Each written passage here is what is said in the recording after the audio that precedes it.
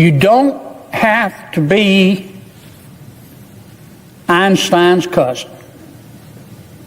You don't have to be a senior at Caltech to know that illegal immigration is illegal. Duh. It's illegal. And those of us who believe that no one is above the law, we all say we believe that. I believe it. Those of us who say that no one is above the law have to concede that people in our country illegally are not above the law either. Are now badgering, beating, and killing Americans on our streets in the name of the president, while his chosen enforcers smugly walk through American cities. When the rhetoric in Washington, D.C. reaches a fever pitch, sometimes all it takes is a little bit of common sense to bring the whole house of cards down. We just saw a moment where Adam Schiff went into what some are calling full meltdown mode, painting a dystopian picture of American streets where citizens are badgered and beaten by cosplaying federal agents. It was emotional, it was dramatic, and it was aimed straight for the headlines. But then Senator John Kennedy took the floor. He didn't bring a script. He didn't bring historical hyperbole. He brought what he calls a 12-piece bucket of stupid. In a matter of minutes, he dismantled the narrative by pointing out the one thing the opposition refuses to acknowledge. The law isn't a suggestion. Watch the moment illegal is illegal became the ultimate debate ender. Are now badgering, beating, and killing Americans on our streets in the name of the president, while his chosen enforcers smugly walk through American cities to walk down the street in America. 374 days ago, an American citizen did not need to worry about carrying a passport or worry that they would be pinned to the ground for being unable to prove that their hometown was in fact the only home they have ever known. Agents with just 47 days of training, sweeping through American cities, agents with barely over a month of training, just 47 days. And why 47? Because it's a nod to the vanity of the 47th president, rather than allocated to the need to be instructed on how to, say, use or avoid using deadly force. Agents with less training than a teenager getting their driver's license are now badgering, beating, and killing Americans on our streets in the name of the president, while his chosen enforcers smugly walk through American cities, cosplaying their favorite uniforms from the 1930s and 1940s. I yield back. I recognize the senator from Louisiana. We all have to concede. We all should concede that the loss of life in Minneapolis was a tragedy. And I'm sorry it happened.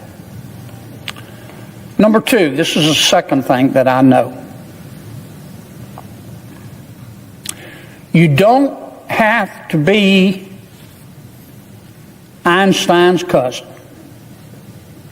You don't have to be a senior at Caltech to know that illegal immigration is illegal. Duh. It's illegal. And those of us who believe that no one is above the law, we all say we believe that. I believe it. Those of us who say that no one is above the law have to concede that people in our country illegally are not above the law either. The law applies to them as well. Our immigration statutes are not second-tier laws. They matter just as much as the other statutes that have been passed by the elected members of Congress. And just like the other laws, the immigration laws have consequences and should have consequences if you violate them. Third and final point. You have the right to protest in America. Let me say that again. You have the right to protest in America. You do not have the right to protest violently. And in fact, violence, as you protest, undermines the morality of the